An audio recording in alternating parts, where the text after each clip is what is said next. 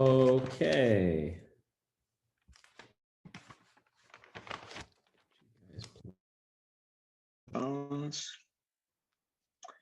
So last time we started looking at the intersection of group theory and molecular orbitals, which is quite a bit of fun. And you know, we learned a couple of principles that you're going to see over and over again. I would say a very, very broadly useful and important one is that sigma bonding leads to greater overlap than pi bonding, and pi bonding has greater overlap than delta bonding. So when you're considering the impact of bonding on energy level splittings, you want to remember that sigma bonding is really the most important in most, if not all, cases. We talked about a number of rules for MO diagrams. Remember, the number of MOs you get is equal to the number of atomic orbitals you began with. Can't make up or delete orbitals willy-nilly.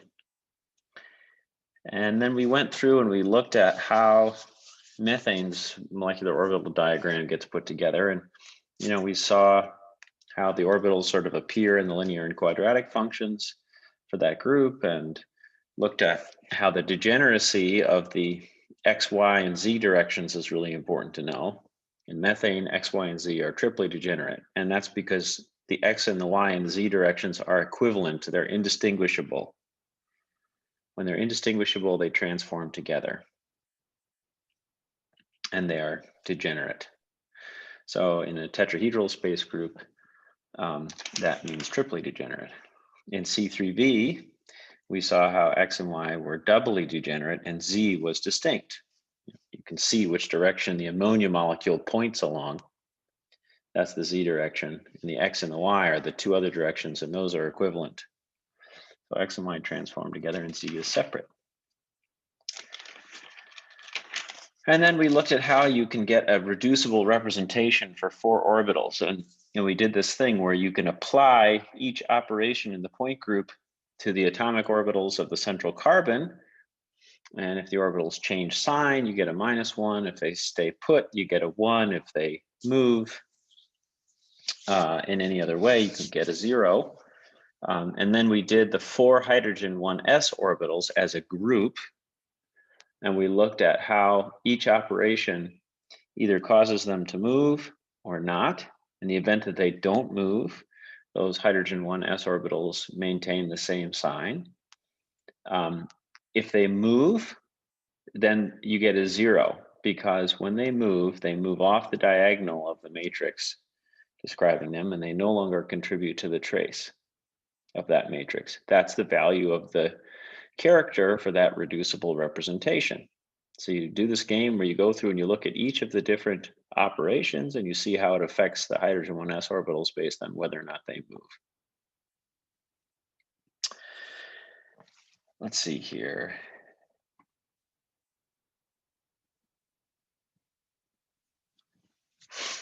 And then we looked at the very end at the 4 hydrogen 1s's and how that reducible breaks down into irreducibles. We gave you an equation to do that.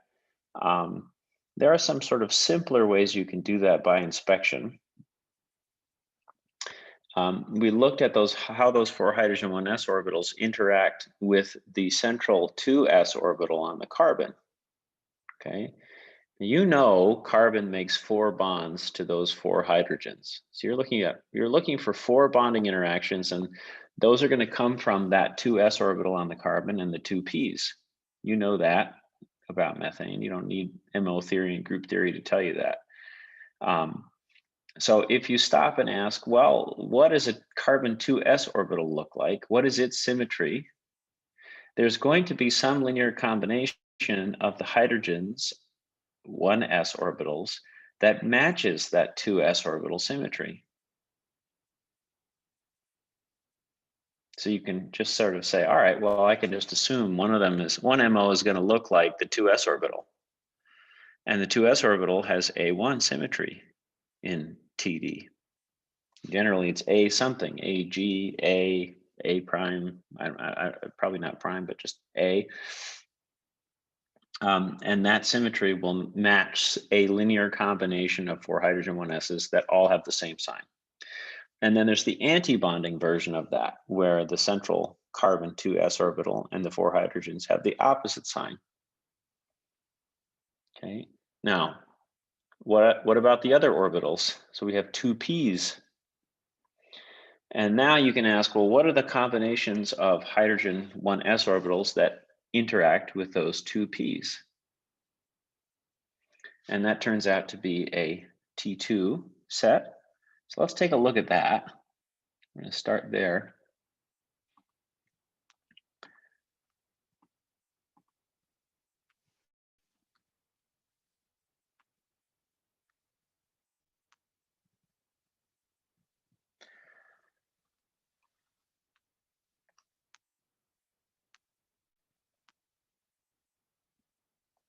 All right, so let's do the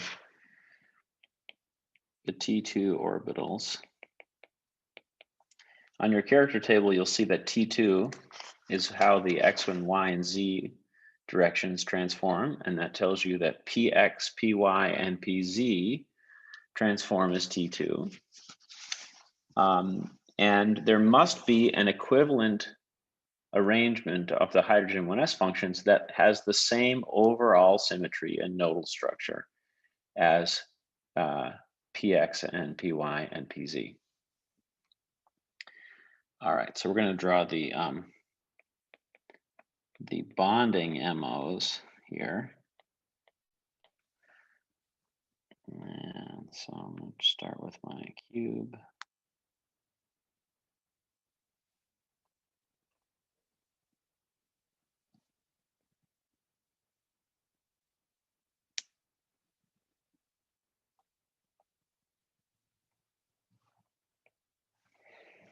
And then in the middle here, I'm going to draw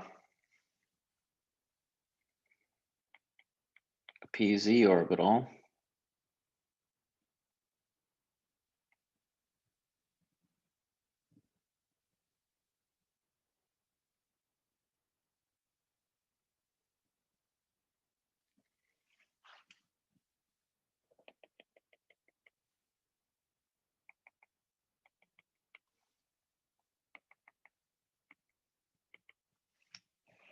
Okay, so here's my PZ in the middle of the cube. And so you can ask yourself, well, how do I shade this thing in? You know how a p orbital shades, so let's just do that. Just pick one. Doesn't matter which lobe you pick to shade, but it better be plus on the top and minus on the bottom or the other way around. So now, which hydrogen 1s orbitals need to be shaded?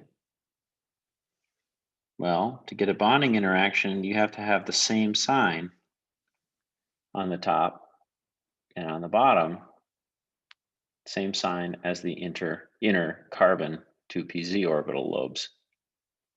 So in effect, there is a nodal plane here that runs through the middle of this box.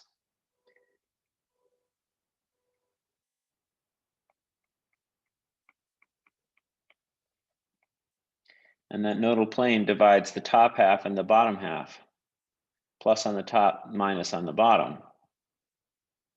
The hydrogen 1s functions obey this. The p orbital in the middle obeys this. This molecular orbital has sort of the same symmetry as a px orbital, and it should be that way. For there to be a bond, they must have the same symmetry. All right, let's do another one. Whoops.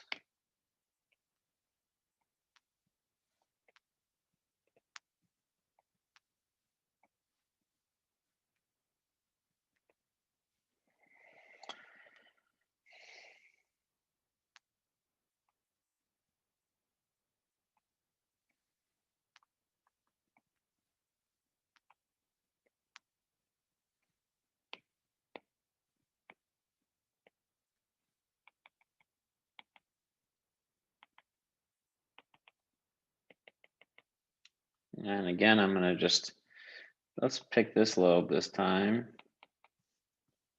And so now the hydrogen 1s orbitals have to be colored in to match that. There you go.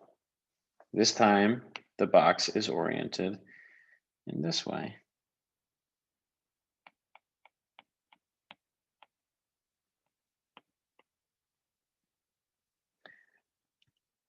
Okay. So now we have one left, and we just have to draw the other p orbital. So this time we're going to have a p orbital sticking out toward us. Give this guy some shape like this. Let's draw our hydrogens in the same spots as before. And how do we color this in? Well, the front is colored, the back is not. So we're going to color the front.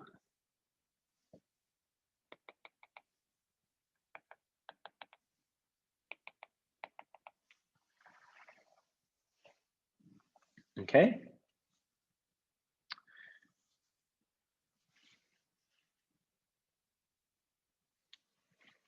So you can see how this triply degenerate system, you basically have 3 different orientations of the nodal plane. Right? That's how you break it out. You just have to orient them 3 different ways in an orthogonal fashion along X, Y, and Z.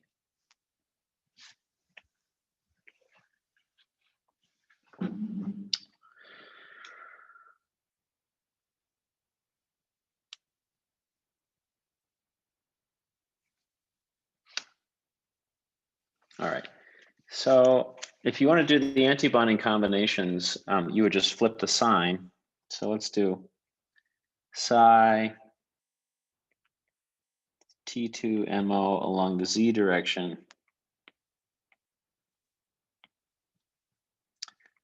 1s for H1, 1s for H2, minus 1s for H3, minus 1s for H4, plus C2 2PZ. Okay, so there's your MO for psi PZ. So I'm gonna actually relabel this guy psi T2 of Z along Z here. And this would be the bonding MO. And then the antibonding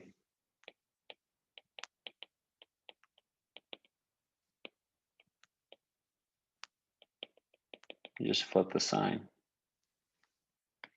And that, of course, will take the central p orbital and invert the lobes and keep the hydrogen 1s shading the same.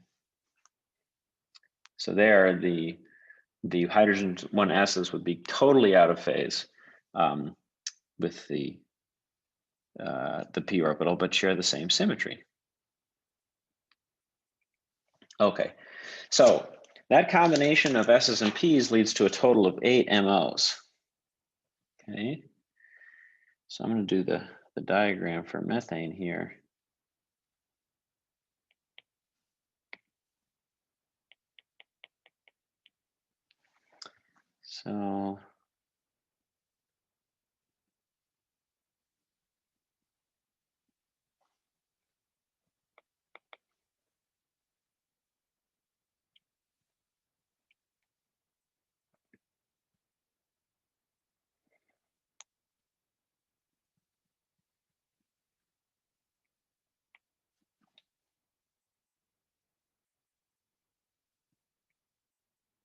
So we're going to take a carbon 2p and 2s, and we're going to combine them with 4 hydrogen functions. And those guys appear right here. Of course, those are 1s orbitals. Oops, why did that happen? So these 2 p orbitals are at minus 10.7 electron volts. This 2s orbital is minus 19.5 electron volts. And those 4 hydrogen 1s orbitals are at minus 13.6 electron volts. Where do those numbers come from? What are those numbers? They relate to ionization energy, right? They are the ionization energy. Yeah. So now let's give these things some labels here.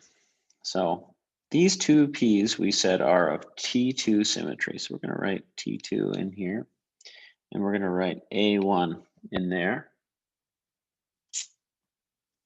And over here, we're going to write T2 plus A1. Okay, those are the irreducible representations of those orbitals. And now we can see we have some matching symmetries here. So let's combine the A1s to begin with.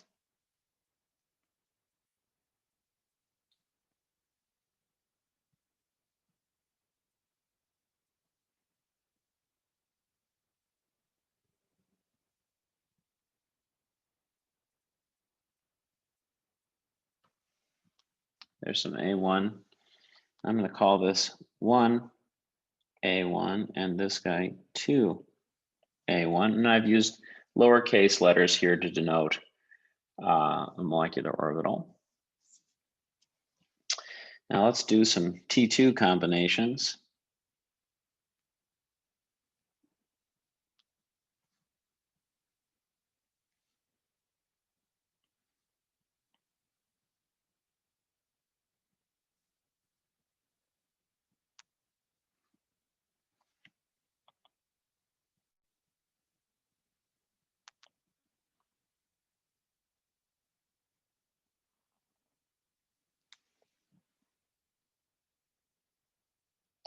So this is going to be 1 T2, and this is going to be 2 T2.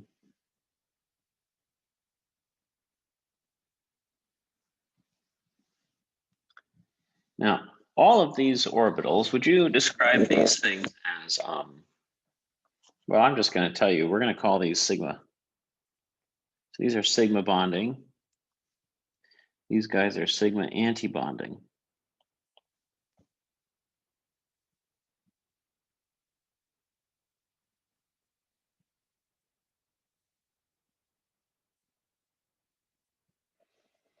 Now let's put some electrons in. So we know carbon comes with 4 electrons. I'm going to just put 2 down there and then 2 up here. You could start with a different electron configuration where you have 1 in each orbital if you wanted to. Doesn't matter.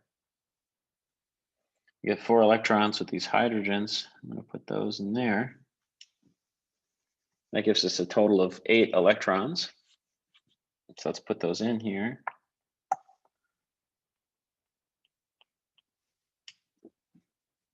All of our sigma orbitals are filled and all of our sigma star orbitals are empty.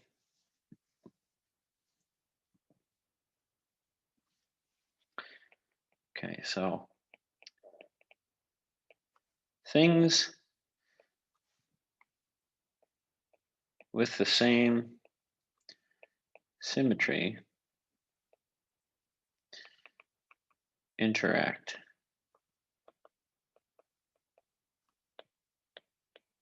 To form MOs. Okay. So we combine the A1s and the T2s. I already mentioned this.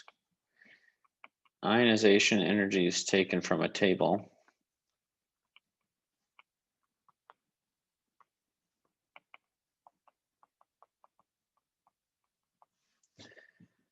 And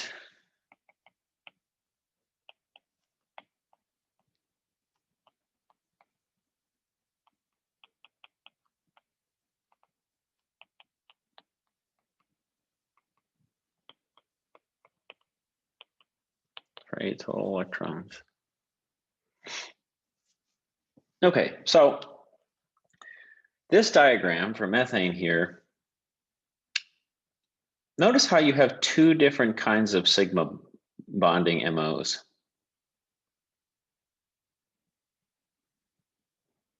Is that, does anybody want to comment on that? What does that mean?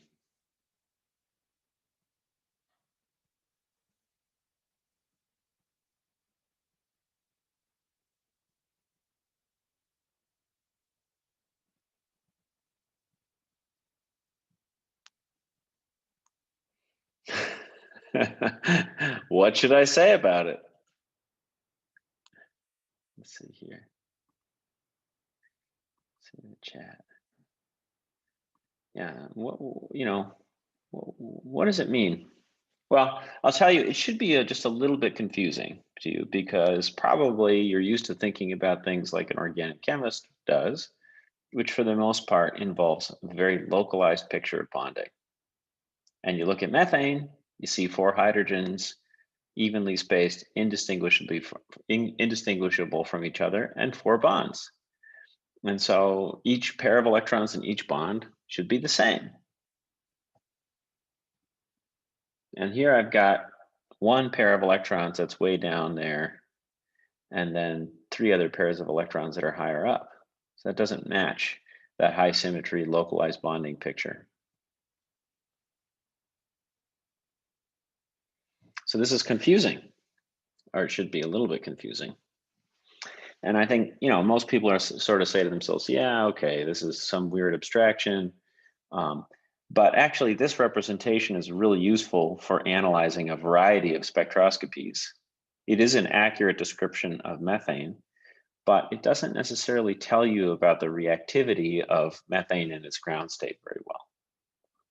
Okay, so reaction chemistry involves thermodynamic changes between one state and a product state.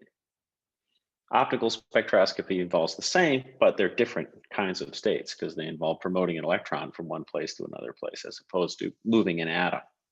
Okay, so those 2 worlds require a different kind of a picture. MO theory is maybe not always that great. In fact, not great at all at predicting shape, but it's very good at predicting spectroscopic characteristics. All right, so let's talk about an example. We're going to do the photoelectron spectrum of methane here. What is photoelectron spectroscopy?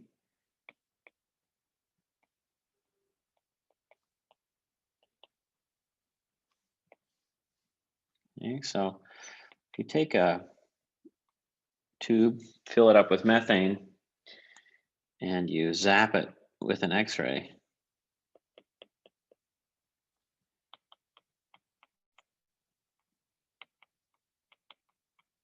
you can actually ionize methane.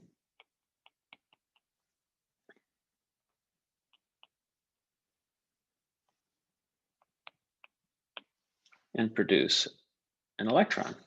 And if the X-ray is really hot, this electron will come out with some kinetic energy.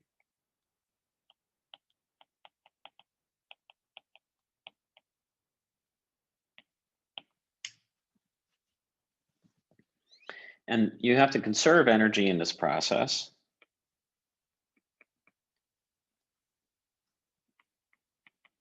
So the energy of the X-ray is kind of the input. The photoelectron's kinetic energy here is what's left over after you pay the price of the ionization energy of the orbital.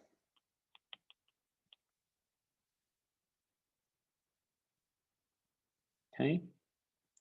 So you take an electron off of methane, you send it into outer space, it zips away, and it has some speed that defines its kinetic energy.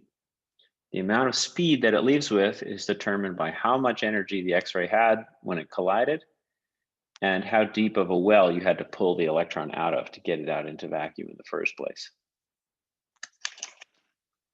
So let's take a look at the photoelectron spectrum of methane here.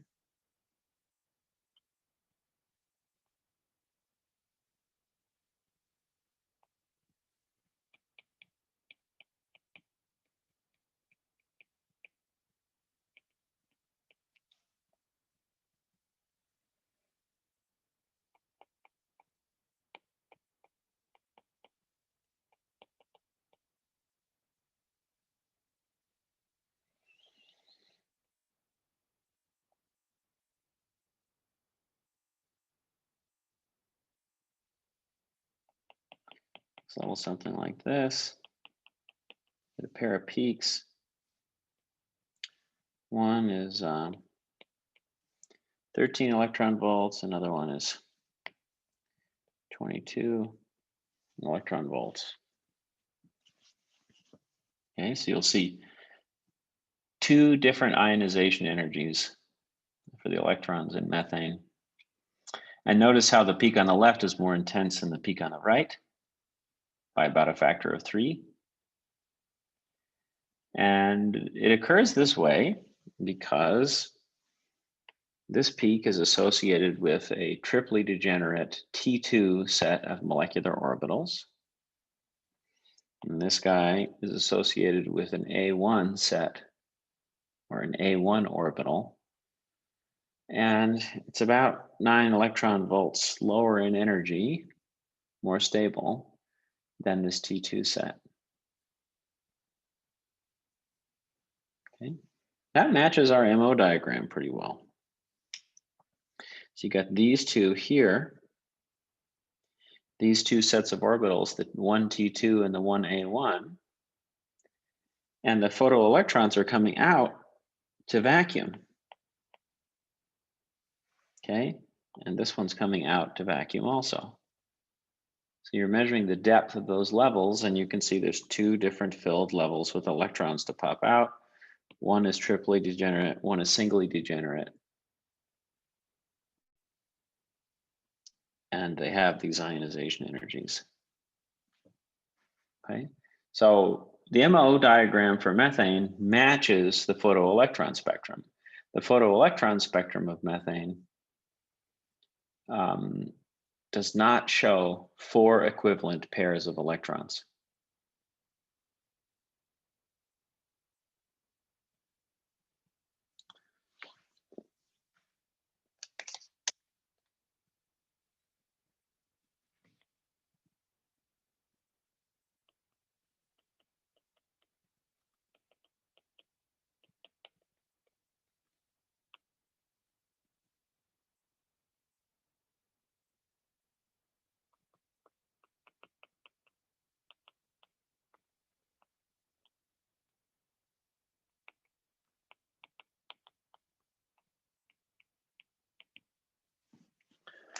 All right, let's do another one. This time we're going to do titanium tetrahydride. Now, titanium tetrahydride is not a real substance. I mean, maybe it is in the solid state, but it's not really a stable molecule. Another one that you might consider is titanium tetramethyl. And this is similar. Titanium tetramethyl is similar to titanium tetrahydride. If you imagine that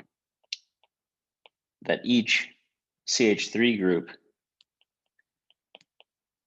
bonds to the titanium with a single orbital.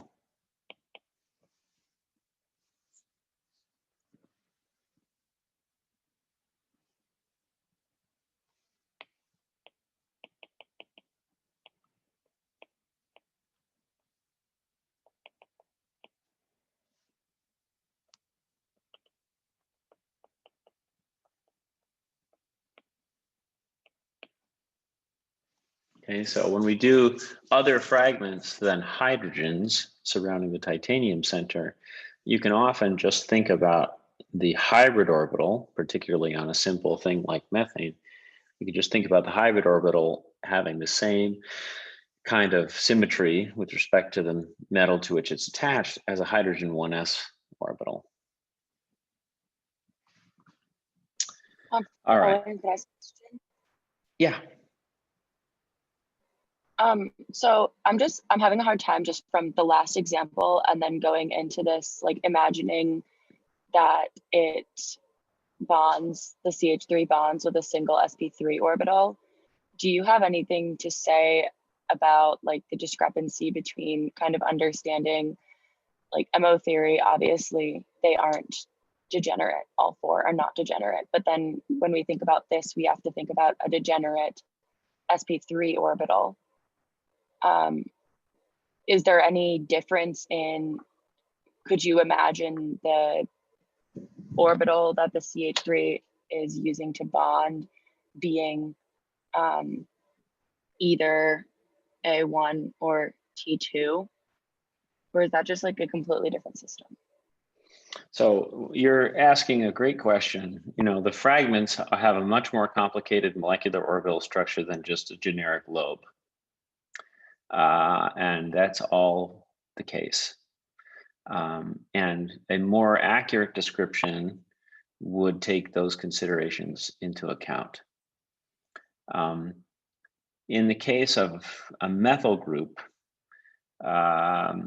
you don't need to worry about that too much for our purposes. When we talk about some other ligands like carbon monoxide, those kinds of things will become more significant.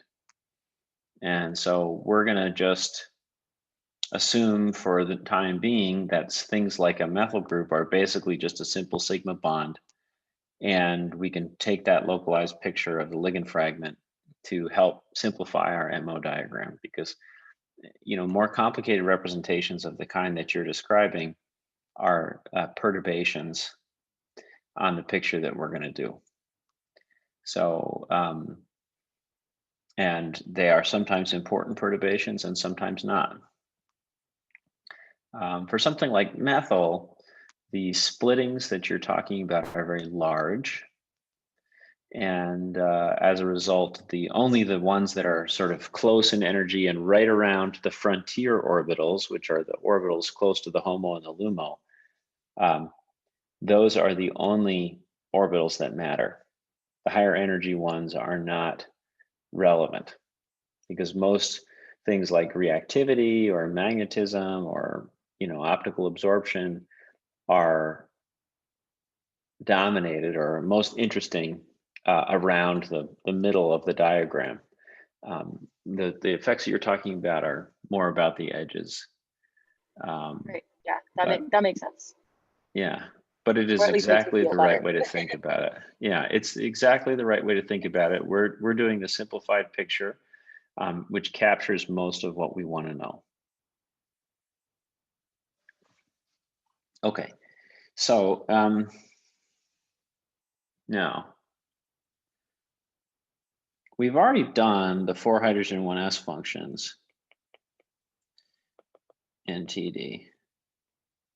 This is A1 plus T2, right? Tetrahedral, titanium tetrahydride. We already know what 4 hydrogens do. And p orbitals, right? We showed how the p orbitals are T2 and the s orbital is A1. This is for carbon, but we're going to do the same thing for titanium. Okay. So how about d orbitals?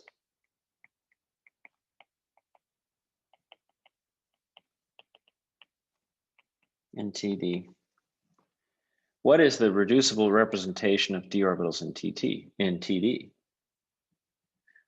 Well, how would you figure that out?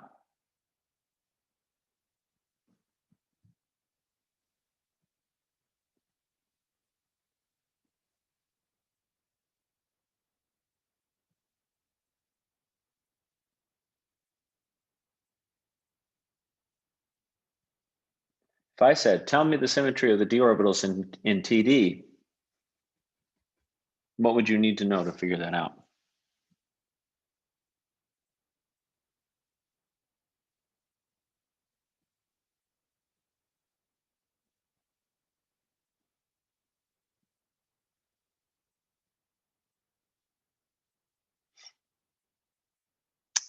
If you know the answer to this, would you please raise your hand so I can see it on the participant list?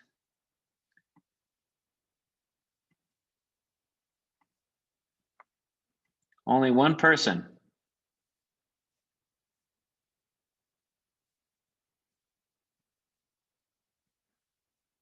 Okay. Well, you need to go back and look at the character table. Let's take a look here at the character table in TD. Now, where are the d orbitals? They're shown in the quadratic functions, right? We said that this is px, py, pz. That's how px, py, pz transform in TD. Look at this, x squared minus y squared and z squared. Down here, we've got x, z, y, z, and xy.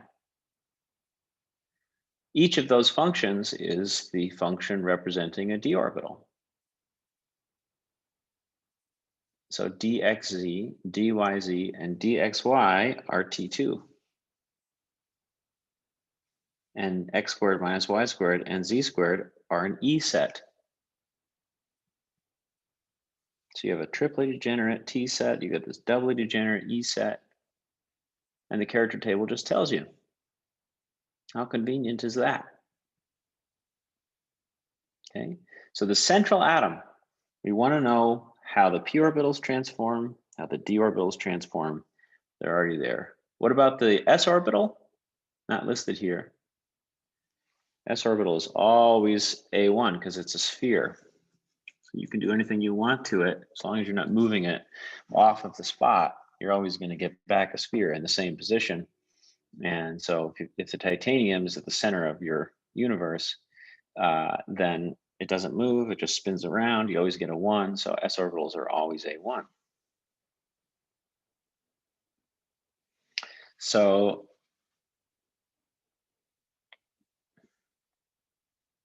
gamma 3D is T2 plus E. We found that on the character table. Gamma 4P is T2. Gamma 4S is A1. Character table told us that. So gamma for titanium is A1 plus E plus 2T2. And if you were to go through and get the total reducible representation for that in terms of traces, if you were to do the full matrix for all of those orbitals, it would be the sum of these individual irreducible representations. Okay, it would have a degeneracy of 9 because there are 9 orbitals being considered. You could add up each one of those rows to get to the total. Go ahead. Would you ever need more than like one of the same? Like, would you ever need like gamma 3D is 2T or something? And how would you know that? Do you know what I mean? So you only get one symmetry group. I mean, remember that the degenerate, like the total number of orbitals of d orbitals is 5. And so the irreducibles that represent those orbitals can only appear once for the same orbital type. Now we see that the p orbitals and the d orbitals in TD have the same symmetry. Okay, so we've got 2 T2s. And if you were to just somehow be given the reducible representation of all the orbitals, you'd say, oh, 2 T2s. Well, what could possibly both have T2 symmetry? And, you know, it turns out that it's the P's and the D's. I don't know how else you would do it. Maybe if you considered F orbitals, you could have 2 T2s where 3 different, you know, but I don't think so. I'm not really, I've never considered that case. Yeah, it's possible, but that's a very unusual situation. Mac? Yes, I just have a question. I want to make sure that I'm like following along. So in order for a molecular orbital to form, right, for atoms to come together and form a molecule, the orbitals which are going to bond, like an sp orbital for a methane, they must be similar in shape and energy, but we're finding out we're using symmetry to replace like shape. Like we won't know the shape of the orbital, but we'll know that it has symmetry from the character tables, and we find the energy or the ionization energy to match with that. We use them together to find out how these different orbitals will bond with one another by looking and matching their symmetry and their energy. Yeah, so the energy piece is separate. For example, we're talking about 4p orbitals on titanium because those are the valence orbitals. Titanium also has 2p orbitals, and they are also, the 2p orbitals are also T2 symmetry. But they don't interact because they're core orbitals buried within the titanium center. They have a huge energy difference, but they are the same symmetry. So, to decide whether a bonding and anti-bonding kind of an interaction is even possible, we must determine that they can have the same symmetry. So there are linear combinations of the surrounding 4 ligands that can take on T2 symmetry, and therefore T2 symmetric atomic orbitals can be combined with those ligand orbitals to get MOs. So the symmetry of the molecule and the symmetry of the component orbitals get together and make these linear combinations when you can achieve a combination that shares the same nodal structure or the same symmetry. Thank you. Thank you very much. Okay, so that's how we got these. These are in the character table. The atomic orbitals on the metals and the carbons, they're all in the character table. The atomic orbitals on the ligands are harder. You have to do them by this inspection method where you ask if they move. That's one way to do it. Okay. We'll look at another way too. All right, so let's make an MO diagram.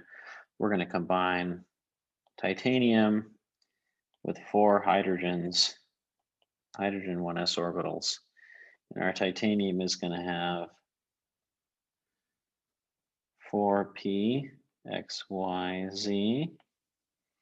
That's going to have 4s, and it's going to have 3d.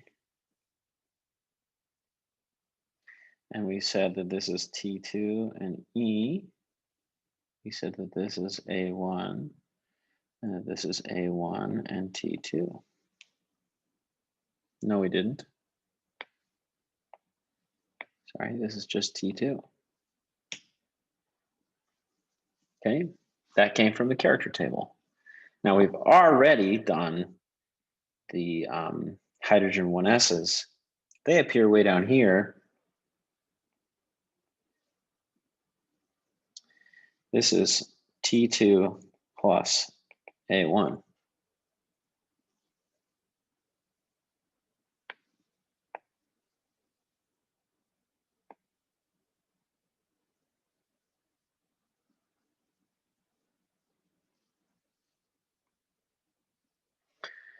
All right, so let's do some combining.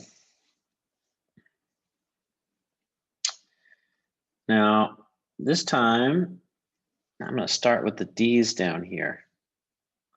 And there's a T2 in the D's, and there's a T2 over here. So we can make a combination.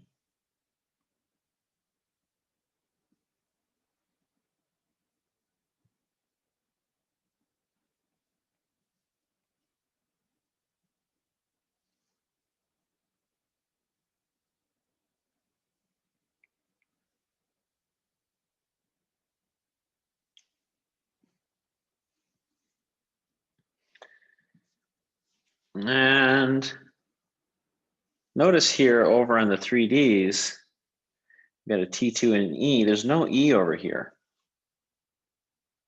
Okay, so some of the d orbitals do not share symmetry with the ligand orbitals. So let's make another level. And this level is doubly degenerate. I'll write some parentheses around here. This is a non-bonding orbital. It has 1e symmetry. This is the 1 T2. This is the 2 T2 orbital.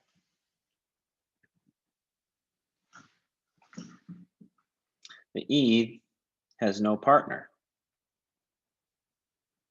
And we got an A in here. And notice how the 4s A orbital and the hydrogen 1s A orbitals, they have a larger splitting than the T2s do. They're separated in energy by a greater extent. So I'm going to make their overlap weaker.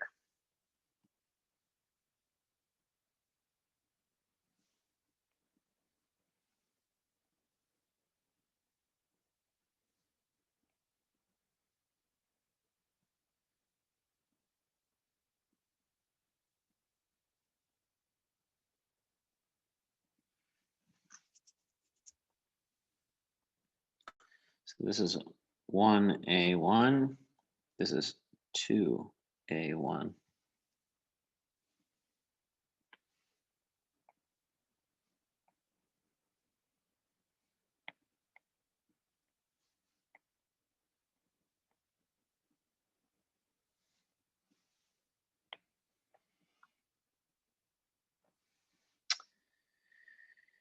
Now, what do we do with this thing here?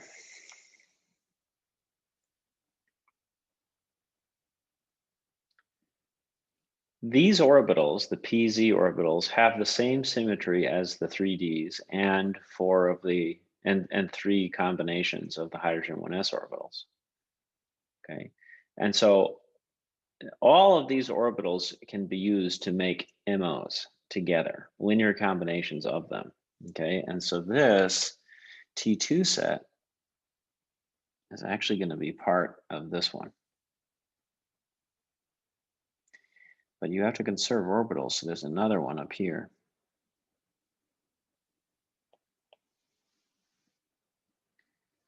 And you want to draw a line down there.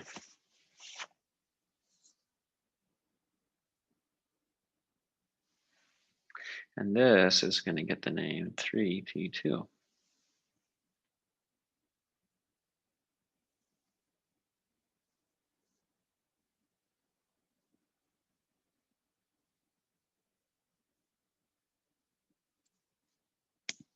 Okay, so now we have 1, 2, 3 T2 sets.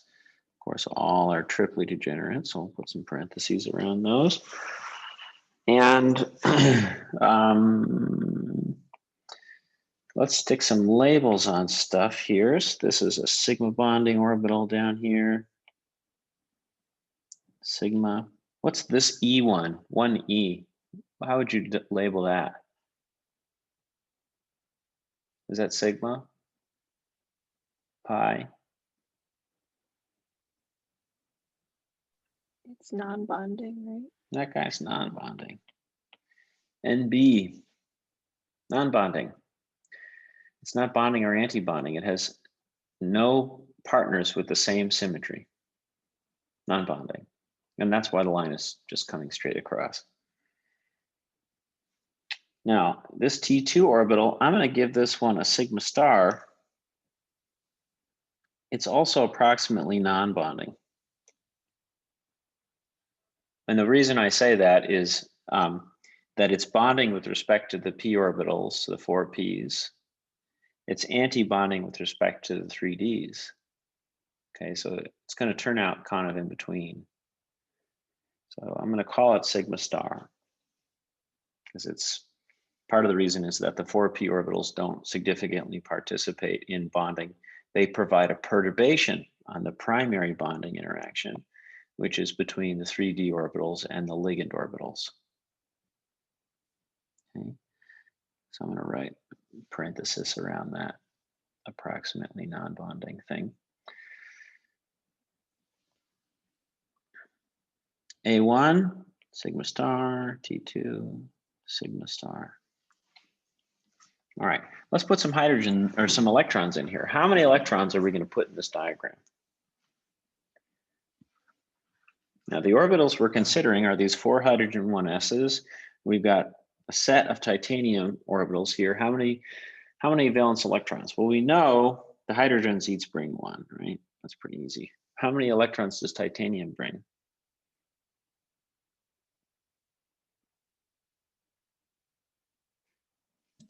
4. 4. Now, how did you know that? It's a group 4 element. You know that because you know where titanium is on the periodic table. And if you don't know where the transition metals are in the periodic table, you're hosed. You can't participate in this activity. Titanium, zirconium, and hafnium share the same column, and they have 4 valence electrons. That's a very useful set to know. Titanium, zirconium, and hafnium. They have 4 valence electrons.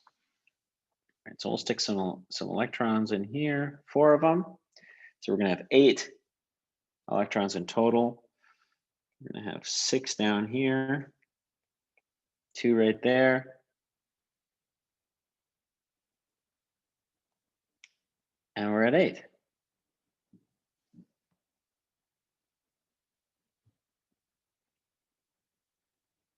Okay, so 8 valence electrons, and notice how they're all down here in the bonding orbitals.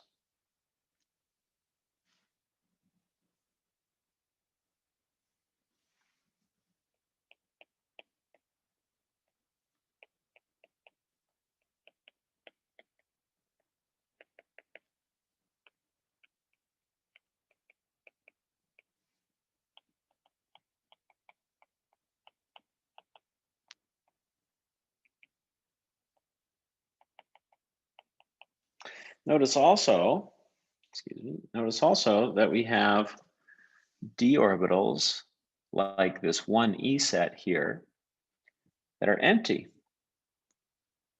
You have empty d orbitals on the metal, not bonding to anything. That's kind of like borane, right? Borane has an empty p orbital. It's Lewis acidic. So this titanium center is kind of like that. It's got these d orbitals down here. Generally speaking,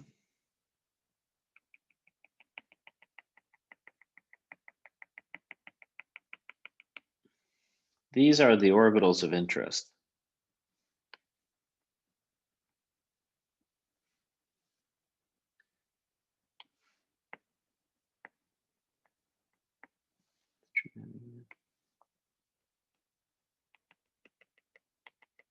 Okay. We're going to call these the frontier orbitals. Also, the HOMO in this molecule, which is a sigma bonding orbital, could be called a frontier orbital. But for the purposes of the class, we're going to talk about this set here in the middle as being the frontier. And they are that way because that's where most of the action happens with the transition metal.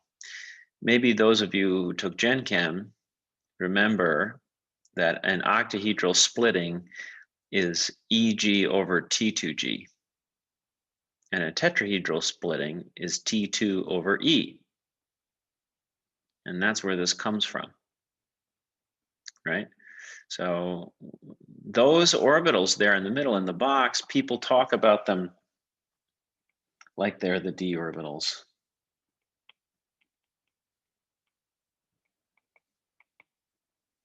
Talk about them, let's say, refer to them.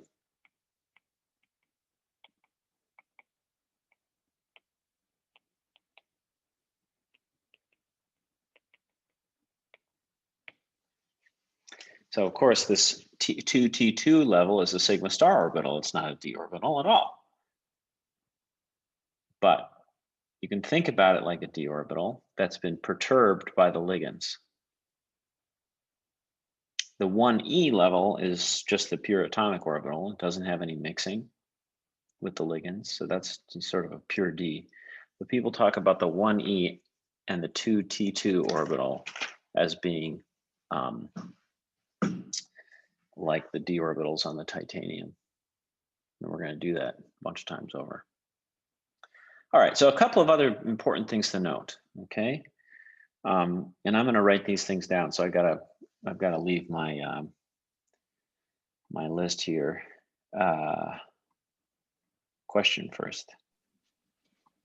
When you're drawing these, how do you know that if like the 2T2, for example, is higher or lower than the A1 for us? You don't.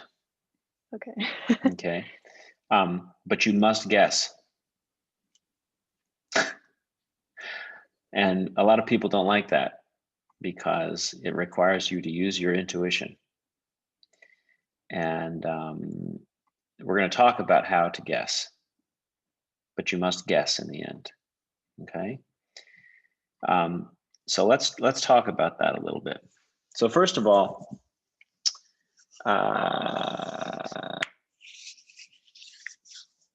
some important facts about this diagram. One is that I've ordered the titanium orbitals on the left, 4p at the top, then 4s, then 3d. You might remember when we did our Aufbau principle that actually the 4s is supposed to be below the 3d, right? So what happened? When you put ligands around the metal, the orbital energies shift around. That's how people talk about it. In reality, things are more complicated than our MO diagrams are going to let on. For the purposes of the class, you should write 3D below 4s and 4s below 4p. The relative spacings of those orbitals are different for each transition metal, and this is a fictitious thing, the diagram that we're making, because we never take a titanium atom and 4 hydrogen 1s orbitals and put them together one at a time.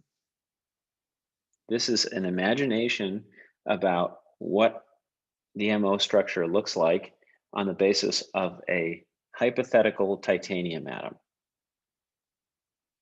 And the MO diagram that one obtains in the end is most easily derived from this energy level spacing. Okay, so when you make your diagrams, p orbitals, s orbital, d orbitals, even for titanium. That will simplify your life. Okay, so some rules of thumb here.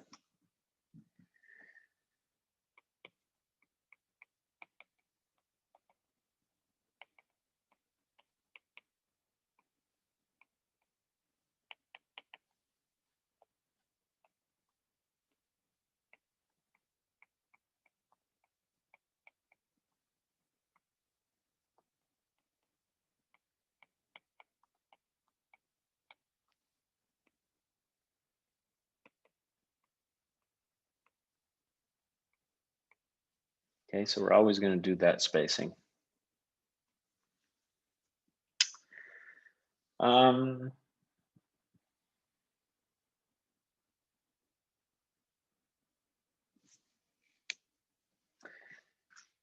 Remember, we have 3 T2 orbitals here. Boom, boom, boom. And this one is very close in energy to these. So one way to think about this orbital up here is that it's really the 4 Ps. Okay? We can talk about it that way, simply because it's close. This 3T2 orbital can be thought about as a perturbation on 4p. The 4p level is modified by these ligands. Likewise, this T2 level down here can be thought about as ligand-based. It's really a bunch of T2 ligand orbitals that are modified by the titanium. Very slightly modified by titanium 4p, more strongly modified by titanium 3d. Similarly, as we said, this T2 level can be thought about as primarily being 3D in character. When you make linear combinations of these and you look at the coefficients in front of each of the components, these orbitals have components of 4p, 3d, and 4 hydrogen 1s. But these particular 2t2 MOs are the coefficients in front of the d orbital atomic components will be largest.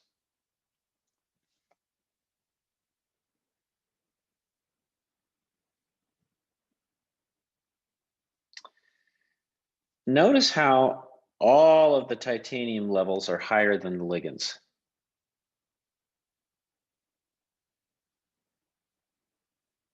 This is important to get your diagrams turning out reasonably correctly.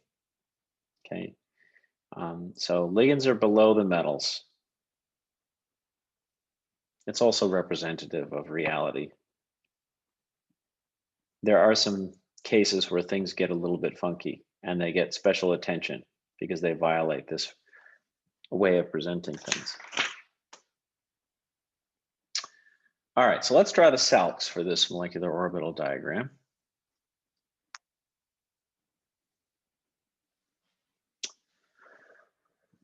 All right, so we're gonna do 1A1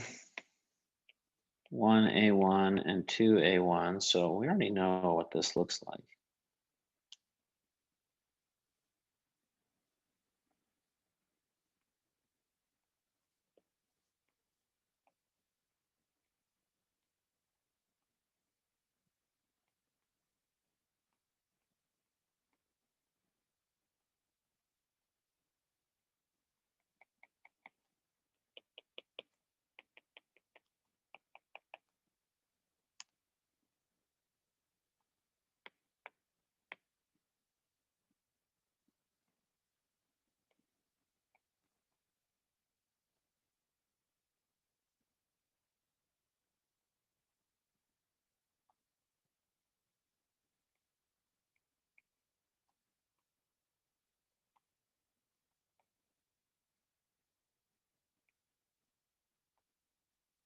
Same as in the methane case.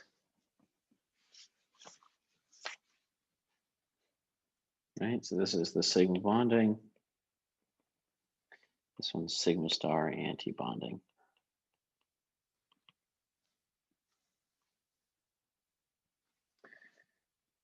The two t orbitals are mixtures of p's and d's. And as I said, they most closely represent the one that they're nearest. So we'll just write out 3t2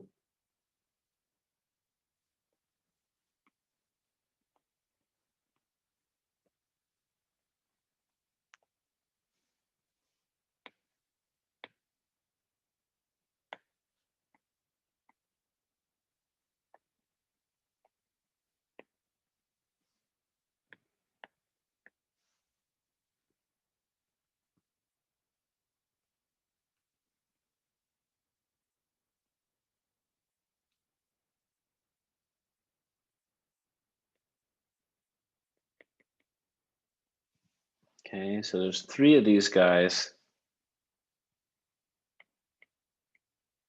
Right, this is a triply degenerate set. And the 3 T2 orbitals look mostly like the p orbitals. The 2 T2 orbitals will look mostly like the d orbitals. Okay, so let's write out that one, 2T2. What's 2T2 look like? I feel kind of funny saying that. 2T2. It sounds like something my daughter would scream out at dinner. All right, so how do we do this thing? D orbitals, how do we write this in here? The hydrogen 1s functions are going to guide the way on this one. Okay, so this orbital has the same symmetry as the thing on the left. So let's start by putting in the ligands.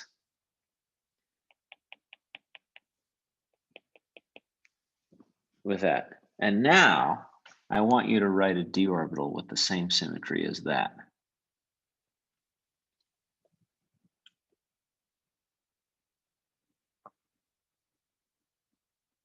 tricky. I'll give you the answer here, and then hopefully you'll see.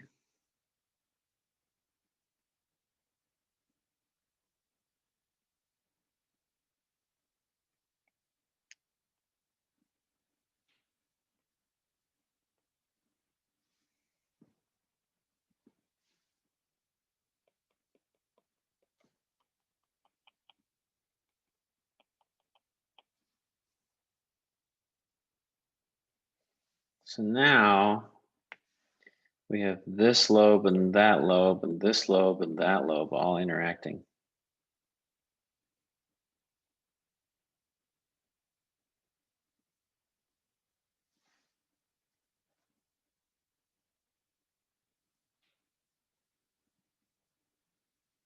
You can imagine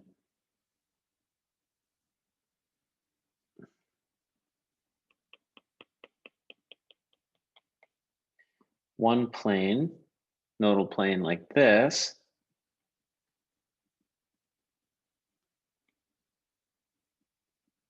and another one like this. And you can see how those corners fit into that nodal plane arrangement, right? So cool. I think that's cool. Hard to imagine a d orbital and a p orbital having the same symmetry.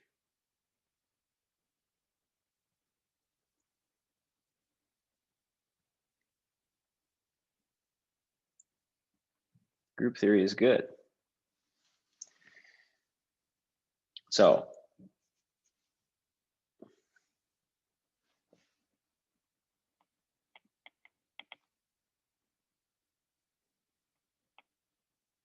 it's the same combination of hydrogen 1s functions in 3T2 and 2T2 and 1T2, right? T2 symmetry, all three of them. So you better get the same result. Let's take a look at this thing in the XY plane. So if that's, sorry, not the XY, I guess, what did we choose here? We chose, looks like YZ. So I'm gonna write Z and I'm gonna write, well, I'll just put X, it doesn't matter. Here's an XZ orbital.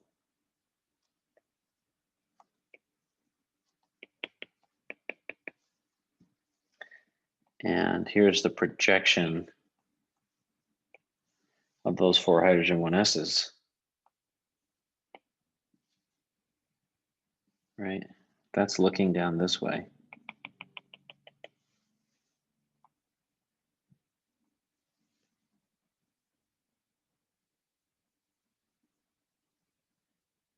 Okay.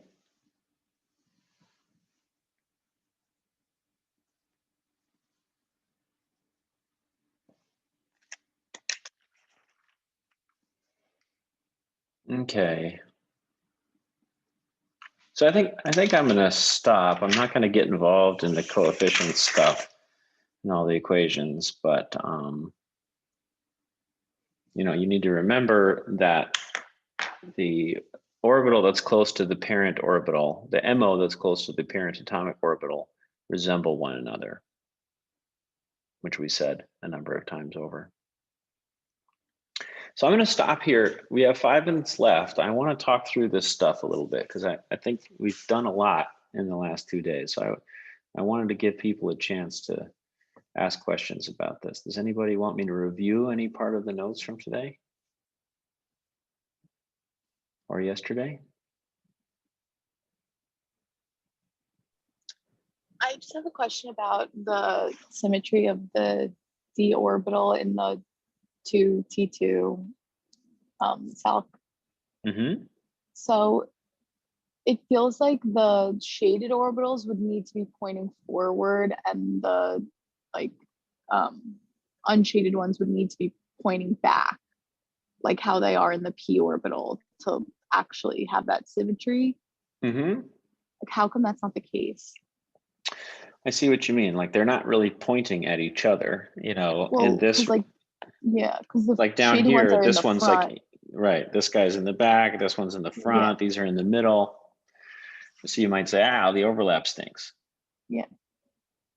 But right now we're only considering symmetry, right? If you want to start talking about overlap issues, see your therapist. No, I don't. You want to? I didn't mean to be No.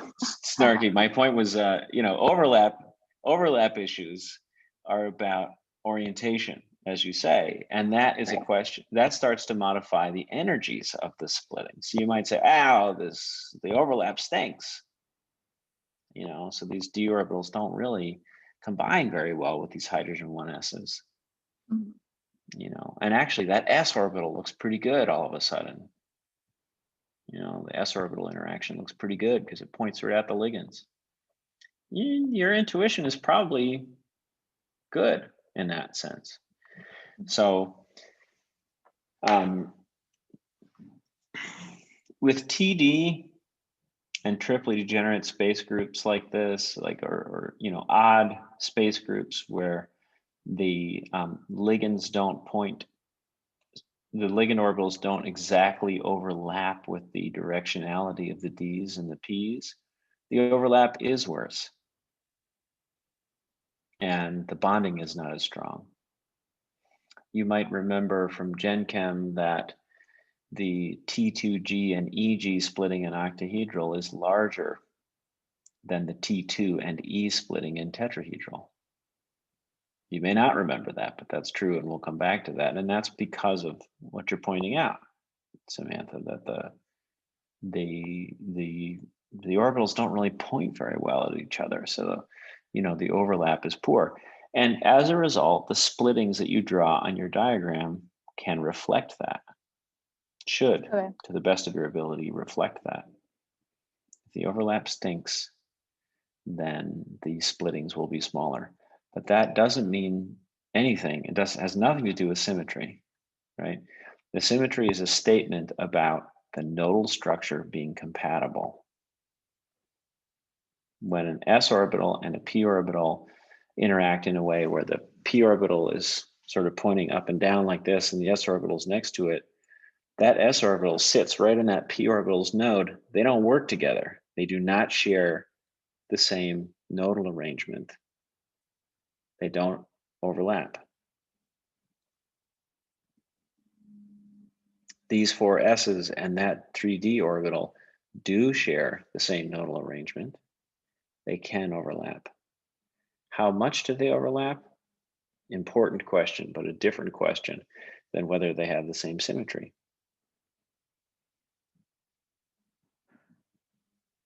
How's that sound?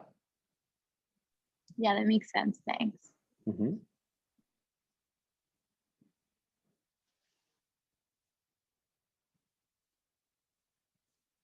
Anybody else? Okay. So we're going to start doing this stuff on our own here shortly. And you're going to have to do this kind of thing on the exam. Okay, start to finish. And so, you'll get some practice soon. But you've got to figure out how to make all these reducible and irreducible representations. You have to start making combinations. You have to break down the reducible into irreducibles. You have to start making combinations. And there's the sort of linear algebra way. And then there's the I know orbitals have to overlap way. And that's the way that you're going to learn eventually, I think, I hope, or you should, to be able to do these kinds of problems in your mind's eye. Just remember that the central atom and the ligand atoms have orbitals that must combine to make MOs in a sensible way, and that might help to guide you. Use that character table to see where the functions are to help you along the way. Okay, so with that, I'm going to stop, and I will hang out and answer any more questions that people have, and I will see you on Monday.